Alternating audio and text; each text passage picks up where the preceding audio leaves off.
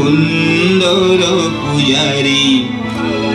সুন্দৰ পূজাৰি সুন্দৰ পূজাৰি ও সুন্দৰ পূজাৰি ও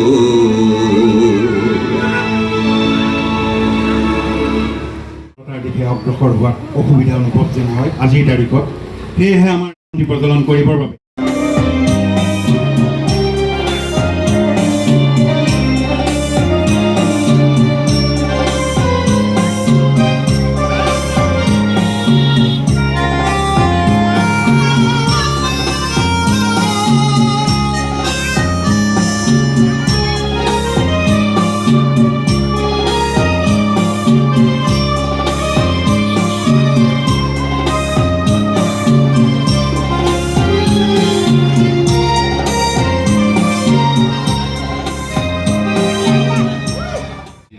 আহাৰ বাবে